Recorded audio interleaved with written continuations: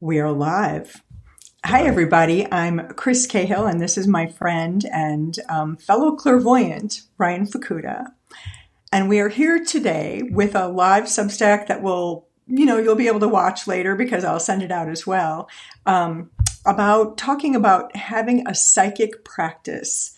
What does that mean? It could be a clairvoyant practice, a psychic practice, an energy healing practice, some kind of practice where you're working with different forms of energy. So, Brian, do you want to add to that a little bit? I think what I'm really excited about to talk about today is a few things. I think one is like, does it mean to have a practice and the experiences are like? And also another thing I'm excited to talk about today is some of the things that, psychics or clairvoyants go through during like having a practice and being a part of a practice or creating their own practice in some way. So those are kind of the things I'm thinking about when we're Yeah, when we're yeah, I discussing can't it wait. today. Yeah. Well, actually, I kind of said this to you earlier, and I think I'd like to start with asking you this. How did you get your own practice started? And if you want, you can, describe what it is you do as a Yeah, psychic. yeah, for sure. I currently have my own practice where I teach one-on-one classes with people, and then also do clairvoyant readings. And another aspect of my practice is doing energy healings for people. One of it being like healings on your dream space and sleep health. And then another part is doing sort of mediumship healings for people.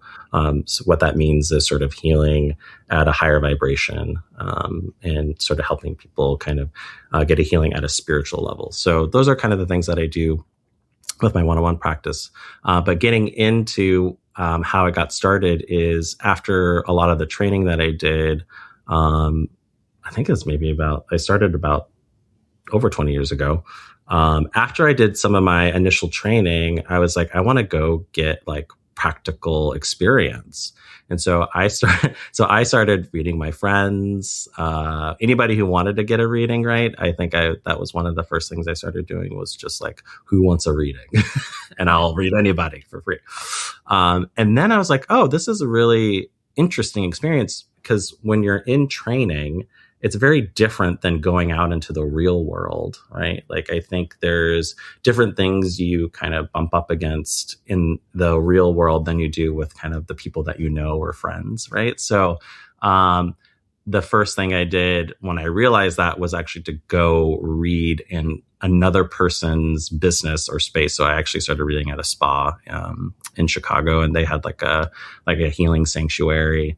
And so I just started doing readings, and at first people, were just kind of dabbling into kind of like, what does this even mean? And what is clairvoyance? And like, what is a reading? Because people really have a certain idea about what readings are. And so I got to bring in sort of a different way of looking at what readings can be. It doesn't always have to be just about, what's my answer or solve something for me, right? Like I was kind of in that space of, my practice is really about sort of not only giving readings, but also educating people about what this is, because not a lot of people may have that information or have preconceived notions about it. So I really like to just make sure that people understand what they're getting into versus just getting a reading kind of thing. So that's how I got into the work, is just like experimentation, doing readings for people at spas or events, or one time somebody hired me to do readings for like a group of church goers, like people and I was very surprised because it was like a really like super Christian Catholic kind of group, but they thought it would be fun to do it. And so this was in the suburbs of Chicago. And so I went to their place, and, people got one-on-one readings with me for like 10 minutes, and they really enjoyed it. Right. So it's just like, how I see it is just kind of being able to go on this journey with my practice and experimenting and having fun and playing and seeing and seeing where it takes me versus just a business, or it's just like something where I need to just make money. Right. It's like one of those things where I feel like that it's something fun for me, that I love doing this and this is why I do it, kind of thing. And I know you probably feel the same way, Kris, about your practice in terms of like loving this work that we do. Yeah. I'm going to stop talking. I'll hand it over to you. How did you get started? Well, and I have similar kind of matches with you, go figure. But I started just by going to take a meditation class that led me into a clairvoyant training, because I was like, clairvoyant training? And I probably talked about this before in one of these Substacks. And it led to I was like, oh, this is so fun. It's so creative. It's so interesting. And I'm getting to see things about myself and learn about, myself. So like you, once I finished my training, I actually really right away wanted to be a teacher. So I started that training. But then I also wanted to build a practice. I wanted to go out and I wanted to give readings, not full time. I just wanted to do it. And I was already doing it a lot because, part of the school and you were at the same school, and you were at different schools too, but you were also at the same one. There was the opportunity to read with a lot of people and to read at events. When I was there, we had all these events we got to go do. I remember getting to oversee a group of people dressed up like they were in a Toulouse-Lautrec painting for an Art Institute of Chicago event. And we were giving readings like up in some balcony of a ballroom, dressed like these. We were like dance hall, attendees. And it was really fun. And it was like such a great education to do that, to meet people that you've never met. To me, one of the scariest parts of starting your own practice is reading people you've never met before. And that's one of the most important parts, because that's the point of it. To some degree, being able to, kind of look at somebody, see them energetically, see the spirit of them without having any reference whatsoever.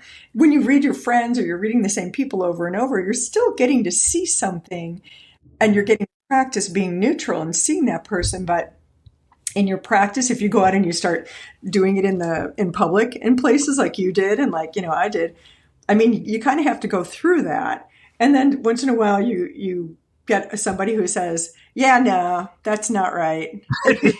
Whether or not it is, I mean, it kind of, who cares? But on the other hand, there's people who are like, how did you know that? How did you see me? They receive the hello.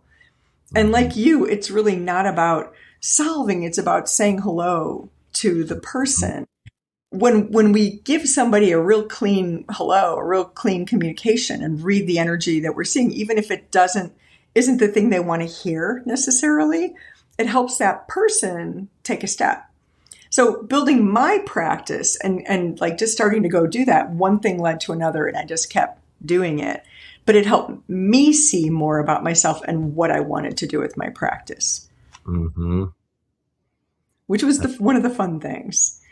And like you today, I definitely want to get into when we were talking a little bit earlier before we got into this conversation about the practice in general, a private practice versus having a public practice, or you can have both.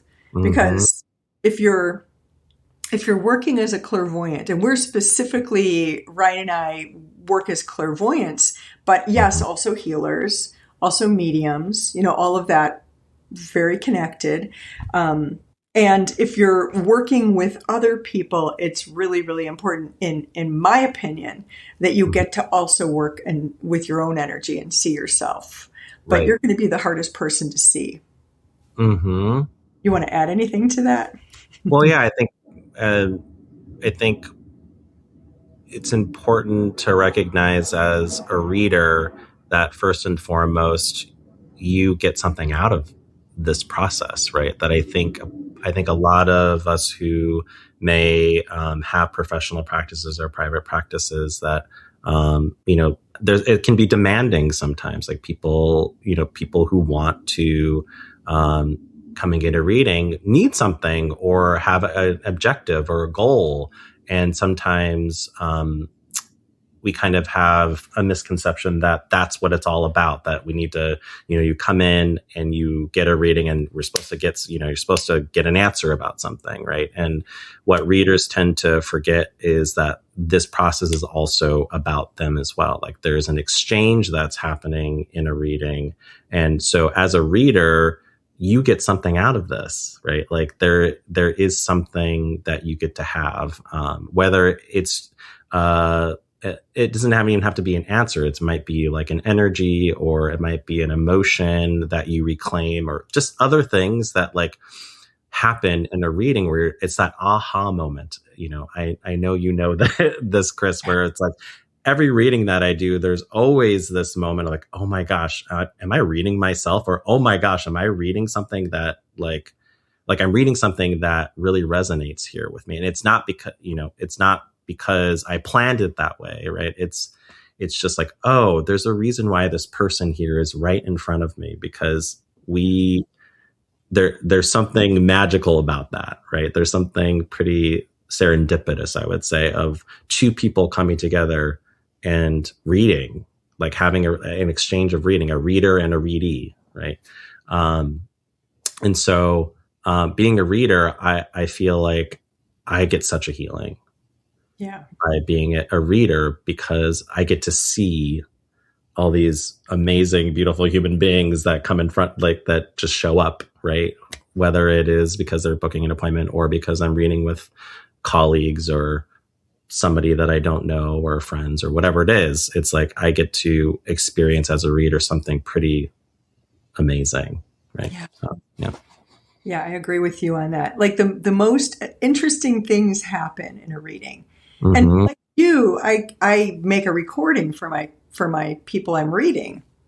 If they get an audio recording, I am amazed at the number of times I've heard back from somebody like months or even a year or two later saying, I listened to that, I found that recording and listened to it again. Oh, everything was real. Like, yes, yeah, that in the moment, because we're not predicting the future.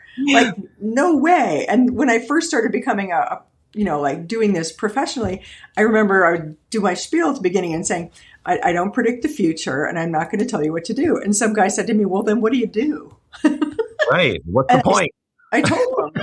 And I'm like, this is about like, let's go look at the energy of what it is you want to kind of see for yourself. And so then I hear from people like a year or two later, or even, maybe 6 months saying, that really helped me look at something different. Because that's the point. I'm not trying to tell you what to do. We're not trying to like direct you. That's not what our job is. If you're going to somebody who you want to direct you, call your mom or someone else or your friend who knows all the things, and just have them tell you. When you go to a clairvoyant or a healer or a reader who is working in spirit, we're saying hello to the energy. We're not judging it. Yep. We're not trying to manipulate it. We don't, I've had so many people in readings over the years ask me if I could make someone do something. I'm like, honey, if I could do that, I would have won the lottery by now. I'm like, no, that's not what we do.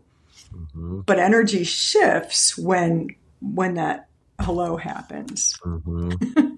I think it's important too, just like as a reader, in having a practice, is having that integrity and really discernment of like, of being able to be like, oh, if I'm reading this person, I want to be, sometimes I want to be careful about like what I'm saying, not to hide something, but also to be like, okay, like maybe this person is going to take what I say at face value and will go do that. Right. And that's not the intent of a reading. Right. I think there's a thing, having a practice in really understanding like, what am I like, what are my boundaries here? What do I want to be as a reader for people? Do I want to tell them their answers, or do I want to help them, guide them in some way? Or do I want to see them and so that they can see themselves, right? And I think that's the magic of what we do as clairvoyants, is seeing somebody for who they are, what they're going through, and that readee gets to make the choice of changing what they want to change, or to have an experience in a different way in this life, versus telling them what to do, right? And I think that's important to me as a reader, having a practice is not solving people's problems, but actually empowering them to see themselves so they can go make the choices that they want to make in their life, right? Not me telling them to make a choice in some way. Yeah. Yeah.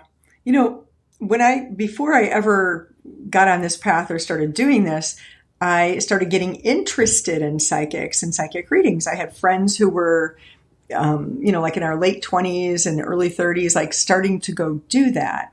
And then I'd hear different stories, and I had not gone to anybody. I hadn't been, I'd been kind of looking at, tarot cards and playing with things on my own, but I didn't take it seriously as, oh, this is something that I can go have. First time I went to a psychic, she was really a good one in Chicago. She was becoming more and more of a well-known Chicago person and Chicago psychic. Very clean, very amused, very not mothering me or trying to tell me what to do. I didn't agree with everything she said because I didn't agree with the future prediction part, but I really liked the hello that I received. It changed me just having someone see me, and there was no negative or judgment, and it was really, really helpful. And then that just shifted my whole worldview about, maybe I can go in this direction, or maybe I can get more information.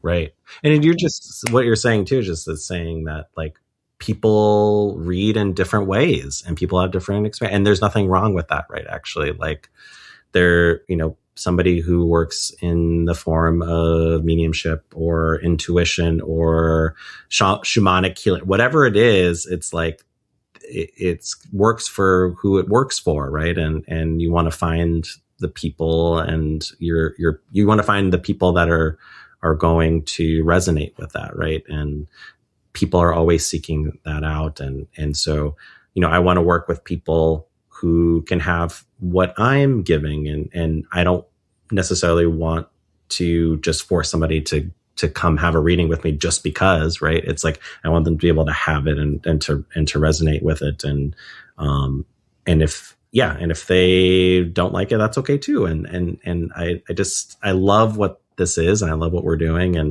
and just something that I always think about is just like I want to be the reader for the people who want to be read by me, that kind of thing, Well, and the funny thing about energy, as you and I both know, is over time, as your practice changes, that happens more and more. Yes. Like I went through, like probably like you did too, just so many shifts or changes in my practice over the years because I would grow out of a certain way of doing it. And then like in the beginning, it was a lot of testing, people who needed to test me. And I'm like, so what am I doing, or what am I trying to get to? So I'm not attracting all these people who are trying to test me all the time, because I find that incredibly boring. And what's the point? And then it started shifting to a new, different kind of client, and then and I kept going. And then I realized at a certain point, I'm like, I have to be willing to let go of people who are just wanting only part of this. I want the people who can do their own work. Mm-hmm. They don't have to do it the way I'm not going to tell them what to do. They don't have to do anything the way I do it. It doesn't have to look anything like my answers. But as long as they're willing to do their own work and they're willing to grow, those are my people. Mm-hmm. And however they do all that, that's up to them. And they might go through stuck periods. I sure do, but those are to me, the really interesting people who actually really want to be like engaged in their own lives. And it could look like a freaking mess sometimes. I mean, when is it not sometimes, for everyone? If you're changing or growing, you're going to hit a mess once in a while. Yeah. And it's usually when you go to a psychic. Yeah, exactly. God, it's so funny. Yeah. I think what comes up for me when you say that is like this takes time. This isn't something that just happens out of having your own practice, and whether it's professional or private or you're kind of whatever you're doing, it's like, this is what I hear you saying is that there's like, it's giving yourself a lot of space to experiment, to play, to see what works for you, and then being able to then kind of find your way, just like anything else, right? Any art form or any skill that you build, right? It's like being able to find your way and then really make it your own in many ways. And that it might change all the time. Like it might change or maybe you find a way that really works and you stick to it, and you really are grounding to your vision of what your practice can be and should be for yourself, and people will be attracted to that. People will come if you're able to sort of find your own answer about your own practice and how you want to run it, kind of thing. Yeah, it's like any art form that you're practicing. It really is an art form. So you're doing it and finding your own style. The more you do it, the more you find your own style, and it develops and matures over time or changes. And those people will come. Just like if you're, putting out albums of your songs, or you're writing books, or you're painting paintings, whatever it is, the audience shows up for that particular thing. But it's not hiding that helps that too. And we didn't even have time to get into. No, we didn't talk about hiding. That's a whole other day. We'll have a conversation about hiding. I think that's really good. I'm making a note here. Hiding. That's the next topic. So I know we're getting close to the end here. I know we wanted to just briefly talk about what we're doing next. So next week we have a clairvoyant practice session, and maybe you want to talk a little bit about like kind of how that goes and what it's all about. Yeah. Absolutely. And thank you. Ryan and I are running this next clairvoyant practice session. So a clairvoyant practice session, the way we are setting it up, is an opportunity for anybody who has any kind of clairvoyant skills. Like if you have studied in a clairvoyant program, class, if you've learned how to start reading, that's the minimum. You need to know how to like kind of ground and have space and start reading. But you can also have your own professional practice. It doesn't matter. If you want to have a space that's being held by skilled clairvoyant teachers, to come on in and exchange with other people with some guidance. And actually our theme for next Wednesday, August 19th, 2026 is grounding and owning your psychic practice, whatever that looks like, whether it's personal or it's public or both, whatever. We're going to be working with that. So working with the energy a little bit in the beginning of the session, then pairing people up to read with each other in the session, coaching, communication, all of it. It's a 90-minute session. It's $30 to join. It'll happen on Zoom. And you can get to it. The link will be in this article that's getting published. But you can find it at kriscahill.com. And I don't know if you put it at your site, but if you didn't, it's fine. It's at my site, kriscahill.com. Yep.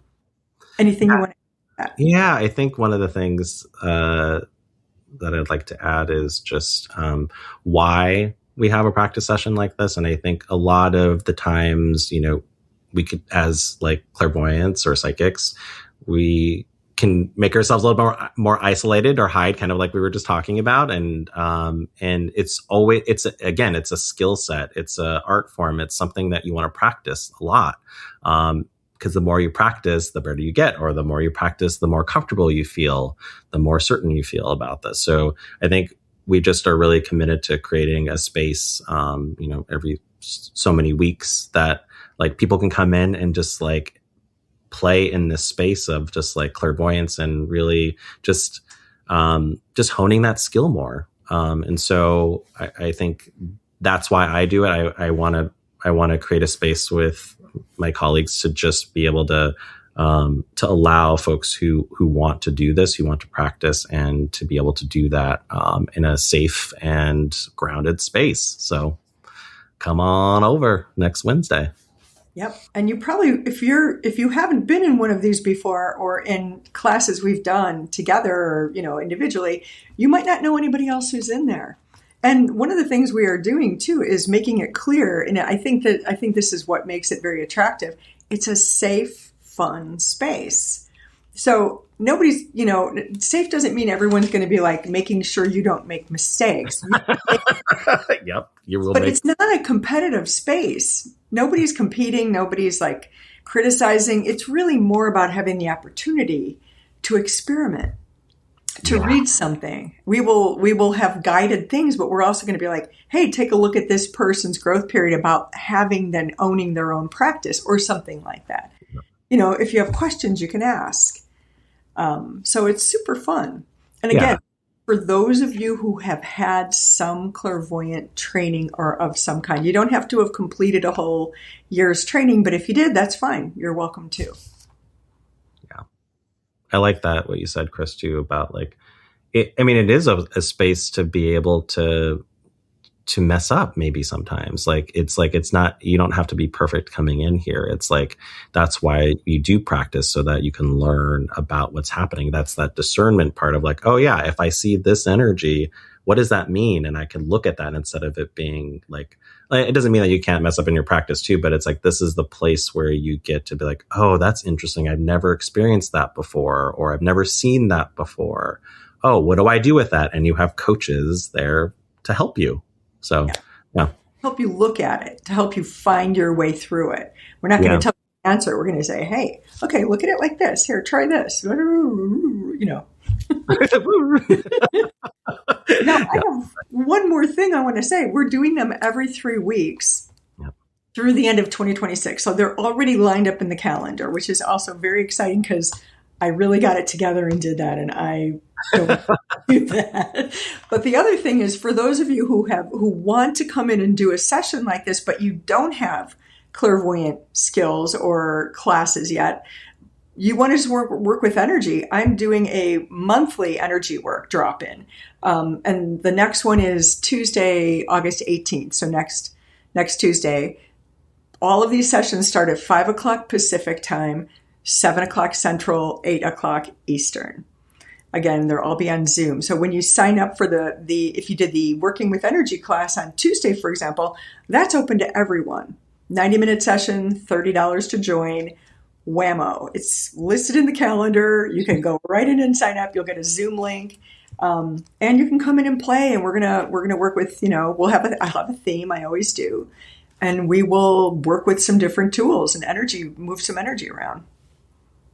So there. Oh yeah, my theme for Tuesday this month is communication. Oh. We're going to be working communication in that. Oh, yes. No wonder I couldn't remember what it was. I'm like, what? Oh yeah. Well, I think this is good. This is great today, Ryan. Thank you so much. Anything you want to end with or add? I lost your sound. Can you hear me now? Yes. Okay. I think we should talk more about this in future Substack Lives. But this is what we're talking about today. And, yes. And hope to see some of you in the practice session next Wednesday. Yes. Please reach out if you have questions about any of this, but we're really happy to communicate and answer them for you. Okay. All right. Thank you. We are going to be signing off. Thanks for being here.